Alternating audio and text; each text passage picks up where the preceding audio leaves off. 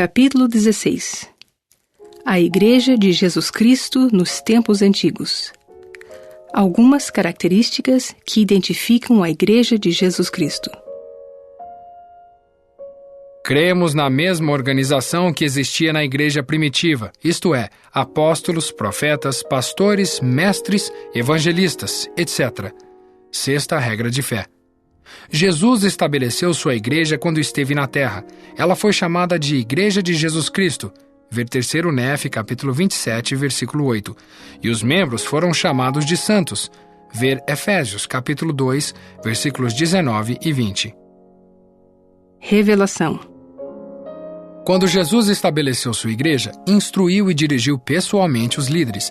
Ele, por sua vez, recebeu instruções do Pai Celestial. Ver Hebreus, capítulo 1, versículos 1 e 2. Dessa forma, a Igreja de Jesus Cristo foi dirigida por Deus e não pelo homem.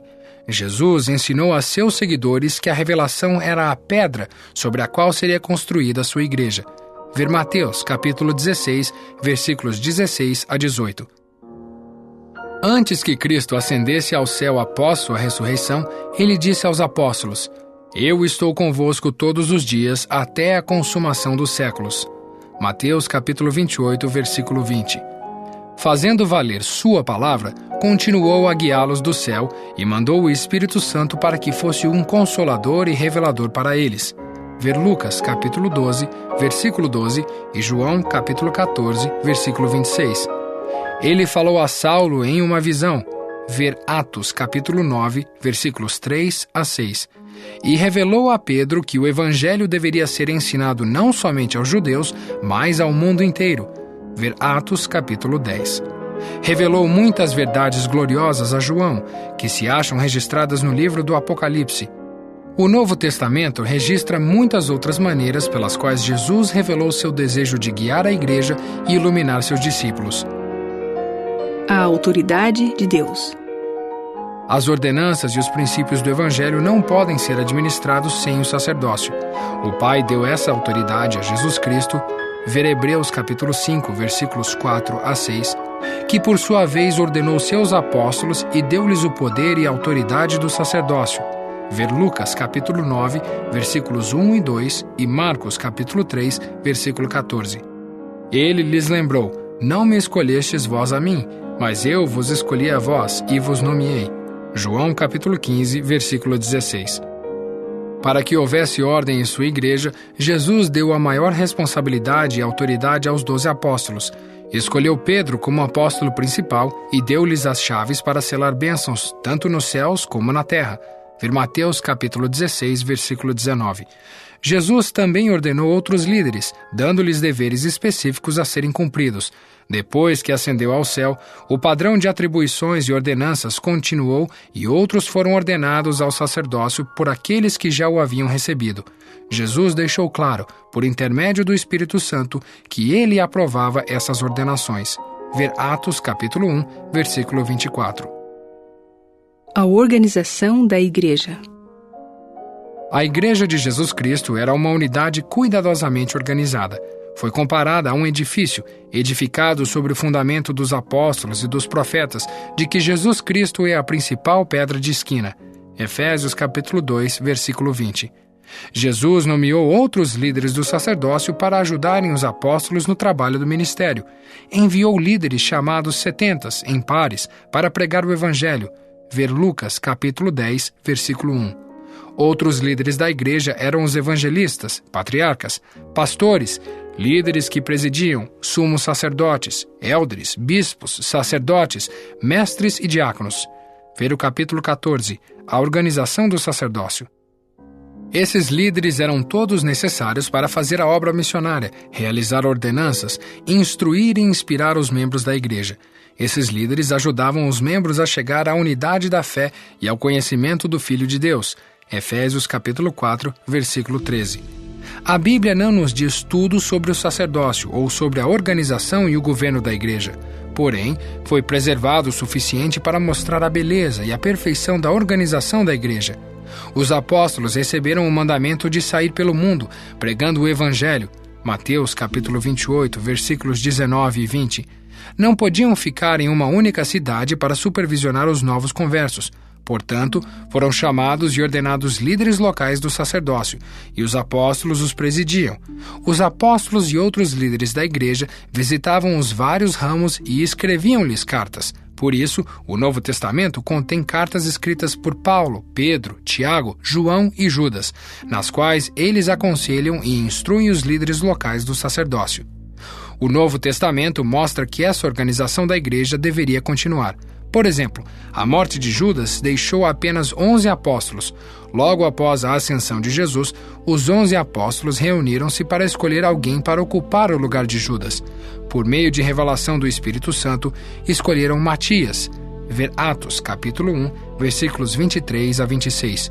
Jesus havia estabelecido o padrão de 12 apóstolos para governar a igreja.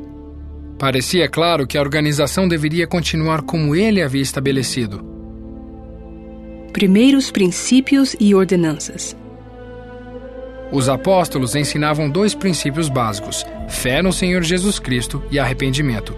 Depois que os novos conversos adquiriam fé em Jesus Cristo, aceitando-o como Filho de Deus e seu Redentor, e se arrependiam dos seus pecados, recebiam 2 ordenanças: batismo por imersão e imposição de mãos para o dom do Espírito Santo. Ver Atos capítulo 19, versículos 1 a 6. Eram esses os primeiros princípios e ordenanças do Evangelho. Jesus ensinou: aquele que não nascer da água e do Espírito não pode entrar no reino de Deus. João capítulo 3, versículo 5. Ordenanças realizadas pelos mortos. Jesus providenciou meios pelos quais todos pudessem ouvir o Evangelho, quer na terra ou após a morte. No período entre sua morte e ressurreição, Jesus esteve entre os espíritos daqueles que já haviam morrido e organizou o trabalho missionário entre eles.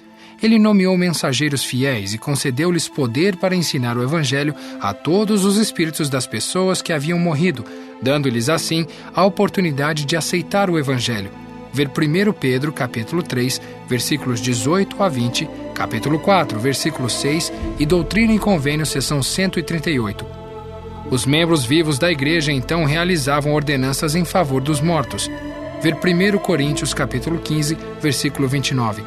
Ordenanças como batismo e confirmação devem ser feitas na terra. Dons espirituais. Todos os membros fiéis da igreja podiam receber dons do Espírito. Esses dons eram concedidos de acordo com suas necessidades, capacidade e designações. Alguns desses dons eram a fé, inclusive o poder para curar e ser curado, a profecia e as visões. Os dons do Espírito são debatidos com mais detalhes no capítulo 22. Sempre houve dons espirituais na verdadeira Igreja de Jesus Cristo. Ver 1 Coríntios capítulo 12, versículos 4 a 11, Moroni capítulo 10, versículos 8 a 18 e Doutrina e Convênios, seção 46, versículos 8 a 29. Jesus disse aos discípulos que esses sinais ou dons espirituais sempre seguiriam os que crescem. Ver Marcos capítulo 16, versículos 17 e 18. Muitos de seus discípulos realizaram milagres, profetizaram ou tiveram visões pelo poder do Espírito Santo. Pergunta: por que a Igreja de Jesus Cristo precisa ter essas 6 características? A Igreja de Jesus Cristo nas Américas.